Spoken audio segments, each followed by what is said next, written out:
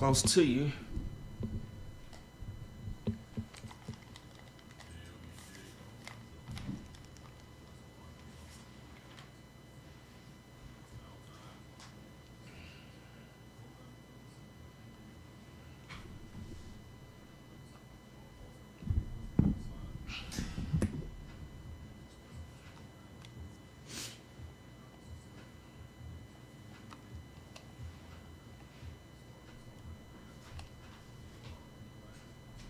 Kelly K12.5 FM. Good morning to you on your Tuesday. It's January 23rd, 2024. This is Community Conversations. Kelly is in the studio with you. And joining me today is Madelynn Williams of the City of Jonesboro. She works with grants for the city. And today we're going to be talking about the CDBG program, that is the Community Block Development Grant Program. It is a grant program that is available each and every year, and it's a variety of things in which you can do with this grant. So we're going to just kind of talk a little bit about it and let you all know what it can potentially help you for. And if you feel like you qualify, then the city definitely encourages you to apply. So Madelynn, how are you doing today? I'm pretty good. All right, so we'll just kind of start off with just kind of go a little bit more into detail about what the CDBG grant is.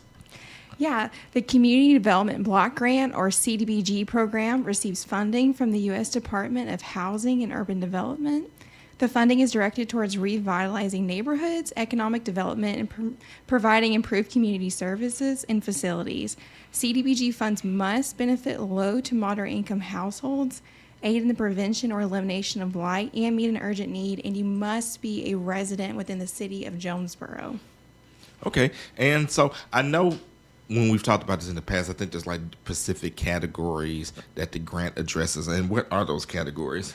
Yeah, so we have three really popular programs that provide direct assistance to individuals and nonprofits. The first one is the First-Time Homeowner Assistance. It provides up to $5,000 to cover the down payment or closing costs for the first-time home buyer who can meet the income guidelines. Then we have a Homeowner Rehab Assistance that provides up to $15,000 for repairs, reconstruction, or rehabilitation of owner-occupied housing. Funds can be used for roof repairs or new roof, new HVAC system, window repairs, new windows, restoration from water damage, and more. And then lastly, we have the Public Service Program. It provides up to $20,000 in funding annually for any organization who provides direct public service to a population of majority low to moderate income clients. Examples of organizations would be focusing on the assistance to the homeless, victims of human trafficking, abused and neglected children, or victims of domestic violence. Okay, so is there a limit to the number of people that can receive these different programs? No, it's if we have the funding available, then it's there. Okay, so let's kind of talk about what the application process looked like. You know, what would someone have to do to apply for one of these programs? So normally for like the first-time home buyer or the rehab, there is an application they have to fill out where you kind of put your personal and financial information because it is income-based. Mm-hmm. And then there's also usually a checklist of items on the back that you have to complete and return the documentation to us. And then after that, I will process it, and I'll let you know if you've been awarded the grant and how much you've been awarded. Okay, so it's pretty much a straightforward process for that. Now, what about for the organizations for the community service? What is required for that? Yes, so the application for that is a little bit more lengthy, and the application is available on jonesboro.org under the request for proposal. So they just kind of have to show us that they're in a good standing, that they are in fact registered as a nonprofit. They have to give us a background of the people that will be conducting the program, what their program is trying to do, and then a breakdown of what the funding is going to be used for.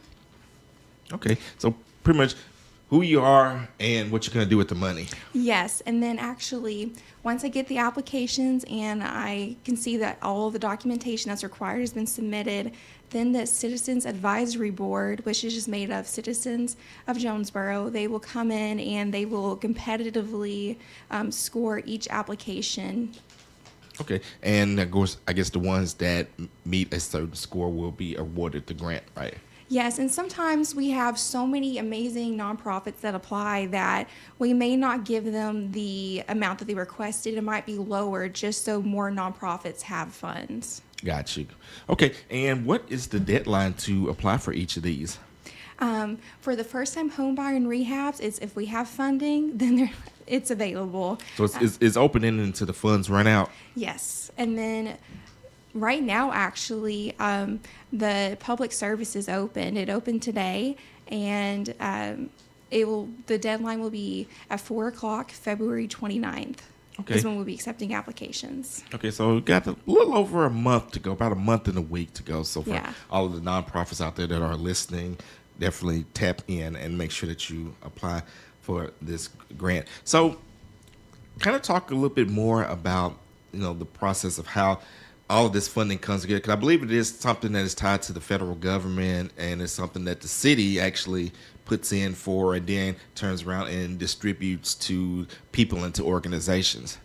Yes, so the City of Jonesboro is an entitlement city, which means we pretty much have it's a formula funding, and because it's a formula funding, the amount of funding we have available each year fluctuates.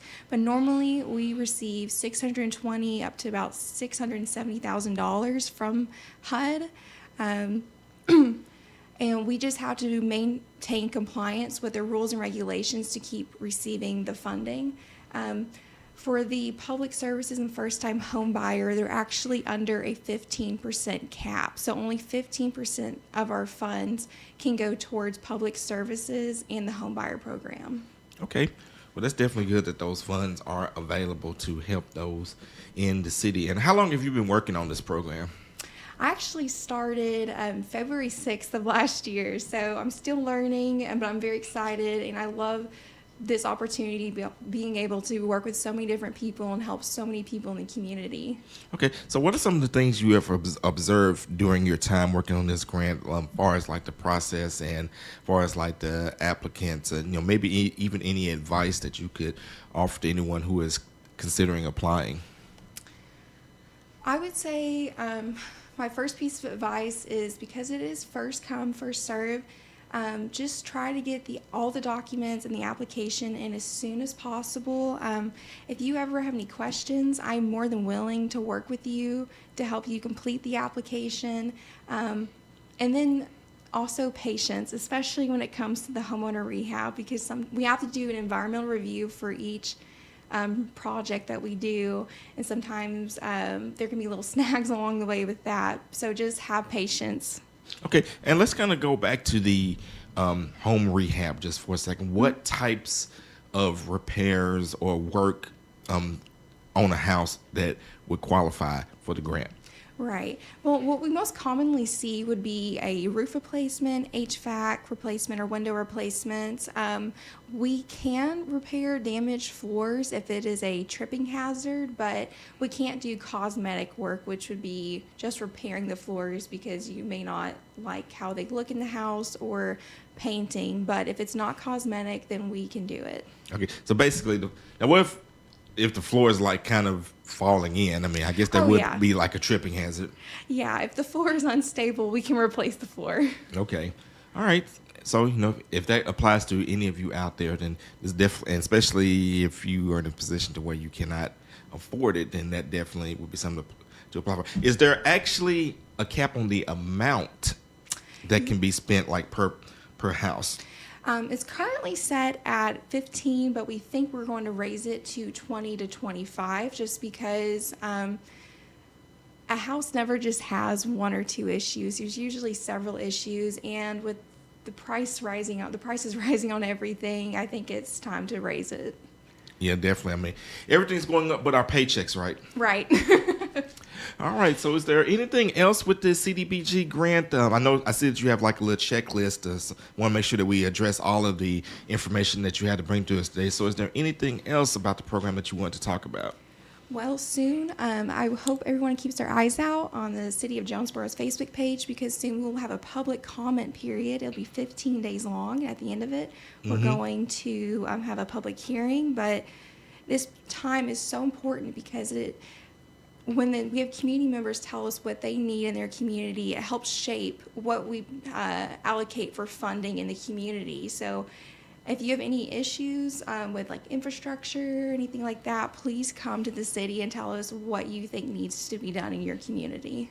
And lastly, to apply for funding, please visit jonesboro.org and click on the Grants and Community Development Department page or call 870-935-4635. Give them the information one more time. Okay. To apply for funding, please visit jonesboro.org and click on the Grants and Community Development Department page or call 870-935-4635.